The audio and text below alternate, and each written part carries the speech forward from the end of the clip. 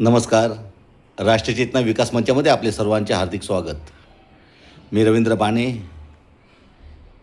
संपूर्ण देशामध्ये खळबळ उडवणारा राम मंदिरातील लुटीला ज्या पद्धतीमध्ये हाताळलं जातं आहे, अक्षरशः चोर चोरांना वाचवण्याचा प्रयत्न करत आहेत. मागे सत्ताधाऱ्यांनी एक घोषणा केली होती की जिसने राम को लाया है उन्हें सत्ता में लाना है. चला, सत्तेत घेऊन आले, सर्वांनी भरघोस मतदान केलं, बहुमतामध्ये जनतेने निवडून दिलं.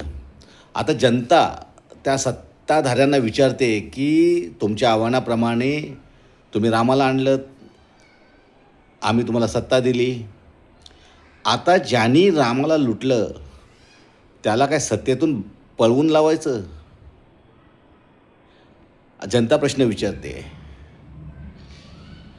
छोट्या प्याद्यांना 11 दिवसांनी गुन्हा दाखल केला, FIR दाखल केला, पण FIR मूळ जे आहेत ट्रस्टी त्यांच्यावरती गुन्हा दाखल नाही. एक जवळजवळ 150 का 200 काही CC कॅमेरे लावले होते आतमध्ये. CC कॅमेऱ्यामध्ये चोरी पकडली जाते, दिसते, सर्व पैसे काढतायत, घेऊन जात आहेत. सोन्याचे दागिने, हिरे जवाहर, पुन्हा चांदीच्या विटा, रोख कॅश 200 कोटीचा गफला. हे सर्व सहजासहजी होतं आहे का? एक मोबाईलसुद्धा राम मंदिराच्या आतमध्ये जाऊ शकत नाही त्या CC कॅमेऱ्यातून.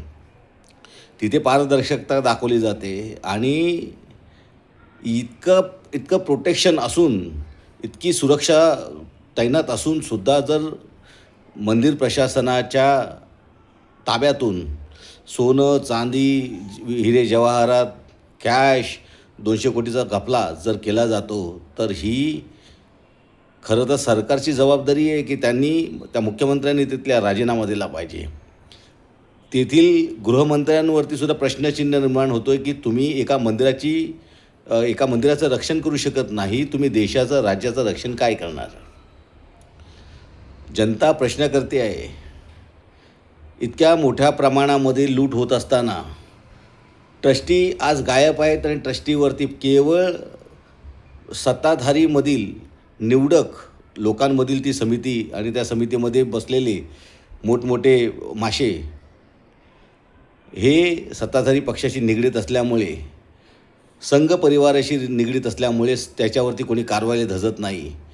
आणि किरकोळ जे प्यादे आहेत त्या प्याद्यांवरती कारवाई सध्या 11 दिवसांनी लोकांचा प्रक्षोभ उसळल्यानंतर गुन्हे दाखल करण्यात आले. तेही 11 दिवसानंतर. हे वाचवण्याचा प्रयत्न होतो आहे. लाजा वाटल्या पाहिजे. ज्या रामाच्या नावाने, ज्या प्रभू रामचंद्राच्या नावाने तुम्ही सत्ता मिळवलीत आणि त्याच रामाच्या मंदिरामध्ये लुटण्याचं काम जर हे संघ परिवारातले लोक करत असतील, तर ही सत्तेची जबाबदारी आहे की तुम्ही नियुक्त केलेल्या प्रशासनाने जर घपला केला असेल तर सत्ताधारी म्हणून तुमची जबाबदारी आहे की तुम्ही राजीनामा दिला पाहिजे. जनतेच्या विश्वासाला खोलवर तडा गेलेली आहे. एका मंदिराचं प्रोटेक्शन तुम्ही व्यवस्थित करू शकला नाहीत. CC कॅमेऱ्यामध्ये दिसत असूनसुद्धा तुम्ही FIR दाखल केला नाहीत. 11 दिवसानंतर लोकांचा आक्रोश, संताप वाढल्यानंतर तुम्ही FIR दाखल करता आणि FIRमध्ये मुख्य जे सूत्रधार आहेत या संपूर्ण षडयंत्राचे, ते सर्व चंपत झालेले आहेत. ट्रस्टींना अटक करा. जे कोणी आहेत, चंपत नावाचे जे कोणी आहेत त्यांना पहिलं अटक करा. कारण ट्रस्टी यांची जबाबदारी असते की संपूर्ण देखरेख त्यांची असते आणि त्यांच्या अखत्यारीमध्ये जर पानसुद्धा हलत असेल तिथून, तर ही त्यांची जबाबदारी आहे. आणि हे तर फार पूर्वीपासून चालू आहे. जमीन घोटाळा झाला. 2 कोटीच्या जमिनी 20-20 कोटी 55 कोटी जर जात असतील, तर सत्ताधारी म्हणून काय करतात? आणि रजिस्टर काय करत होते? रजिस्ट्रार जे गव्हर्नमेंटचे आहेत, महसूल विभागाचे, ते काय झोपले होते का? ज्याचं व्हॅल्युएशन एवढं नाही आहे, ज्याचं व्हॅल्युएशन 2 करोडपेक्षा जास्त जात नाही, त्या व्हॅल्युएशनला 55 करोड रुपयांना विकली जाणे, अशा जमिनी विकल्या जाणं हा कायद्याचा भंग होता. आणि ही बाब शासनाच्या निदर्शनात का नाही आली?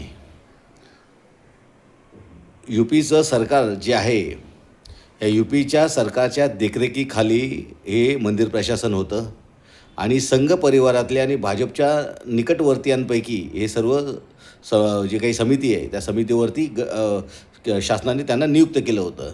मग शासनाने नियुक्त केलेल्या लोकांनी जर हा घपला केला असेल तर याची डायरेक्ट जबाबदारी सत्तेची येते आणि त्यांनी राजीनामा देणं हे गरजेचं आहे.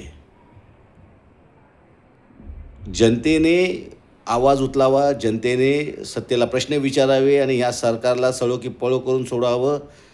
जोपर्यंत यातील मुख्य सूत्रधार चंपत तर एक प्यादा असेल माझ्या माहितीप्रमाणे, जे ट्रस्टी आहेत त्याच्याही वरती त्याचे जे कोणी आहेत बोलवते धनी, ते सत्तेत बसले असू दे का बाहेर असू दे, त्यांची उचलबांगडी करणं हे आता सत्तेचं काम झालेलं आहे. आणि वस्तुस्थिती आहे, चोर कधी चोराला पकडून देत नाही किंवा चोराने कधी चोरांवरती कारवाई केली नाही. SIT जी बसवली, अशी कितीतरी SIT तिथे UPमध्ये गठीत केल्या, पण त्याचा अहवाल कुठे आहे? एकाचाही अहवाल आजपर्यंत आलेला नाही. म्हणजे इतका थर्ड क्लास कारभार, म्हणजे त्याला आपण चंबळच्या खोऱ्याला लाजवेल असं तिथे कारभार होत असेल तर ही लाजिरवाणी गोष्ट आहे. देशाला एक सक्षम नेतृत्व मिळालं म्हणून टिमक्या वाजवणारी हे सत्ताधारी पक्ष, आजचे सत्ताधारी पक्ष एक मंदिर सांभाळू शकत नाही. घुसखोरी झाली म्हणून आरडाओरडा करतात, पण एक घुसखोरी दाखवू शकले नाहीत की कोण घुसखोर आहेत. आणि 12 वर्ष सत्ता भोगूनसुद्धा जर तुम्हाला घुसखोरी थांबवता आली नसेल तर ही तुमच्यासाठी शर्मेची बाब आहे. मंदिर लुटलं गेलं हे सुद्धा सत्ताधारी पक्षाचीच जबाबदारी आहे. CC कॅमेरे बसवले असताना जर अशा पद्धतीची लूट होत असेल तर CC कॅमेऱ्याची त्याचं फुटेज पोलीस डिपार्टमेंट बघत असेल ना. मंदिर प्रशासन सोडा, तर ठीक आहे, सगळं मॅनेज असेल असं म्हणता येईल, पण पोलीस स्टेशन काय करत आहे? CC कॅमेऱ्याची एक झलक पोलीस स्टेशनला असायला पाहिजे, कारण देशाच्या अस्मितेचा तो प्रश्न आहे. एक देवाचा प्रश्न आहे की लोकांची श्रद्धा आहे श्रीरामावरती आणि त्यांच्या श्रद्धेवर घाला जर हे मंदिर प्रशासनाच्या लोकांनी घातला असेल तर त्यांना जन्मठेप झाली पाहिजे. कारण देवाच्या नावाने धंदा करणारे हे लोक जर देवाला घाबरत नाहीत तर ते कुणाला घाबरतात? ते कायद्याला घाबरतील का? म्हणून शासनाने नियुक्त केलेल्या लोकांना सर्वप्रथम अटक करून त्यांना जन्मठेपेची शिक्षा झाली पाहिजे, तरच कुठेतरी न्याय होईल. आणि सत्तेत बसलेले त्यांचे कोणीही सूत्रधार असतील म्हणा किंवा त्यांना पाठिंबा देणारे असतील, त्यांना बसवणारे, या बसवणाऱ्यांवरती पहिली कारवाई त्यांच्यावर झाली पाहिजे. पण दुर्दैव हे आहे की सत्ता कधीच आपलं उघडपणे काही दाखवत नाही. सत्तेचा दुरुपयोग होतो आहे आणि जोपर्यंत ही सत्ता त्यांचे विश्वस्त असतील त्यांच्यावरती कारवाई करणार नाही. ते दिसून आलेलं आहे. चंपतवरती अजून कारवाई झालेली नाही, त्यांना वाचवण्याचा प्रयत्न होतो आहे. देशाने आवाज वाढवला पाहिजे आणि हे जे काय भ्रष्टाचारी जे लोक आहेत यांना शासन झालं पाहिजे. आजच्या पुरतं एवढंच. पुन्हा एकदा आठवण करून देतो, रामाला आणणाऱ्यांना सत्तेत आणा हे जे काही आव्हान होतं, आता जनता आव्हान करते आहे. जनता आव्हान करते आहे की सत्तेत आणलं, पण सत्तेत आणल्यानंतर रामाला लुटणाऱ्यांना जनतेनं पळवून लावायचं का? तुम्हाला सत्तेत बसण्याचा अधिकार आहे का? रामाच्या नावाने राजकारण करण्याचा तुम्हाला अधिकार आहे का? तुम्ही ती पात्रता गमावून बसलेली आहे. तुम्ही जनता प्रश्न करते आहे. लाजा असतील तर राजीनामे द्या. आजच्यापुरतं एवढंच. विषय जर आवडला असेल तर चॅनलला लाईक करा, सबस्क्राईब करा आणि शेअर करायला विसरू नका. सबस्क्राईब केल्याने आम्हाला एक चालना मिळते की चांगले विषय, नवीन विषय घेऊन आपल्यापर्यंत यायचं. आजच्यापुरतं एवढंच. नमस्कार. जय हिंद, जय महाराष्ट्र, जय संविधान, जय भारत.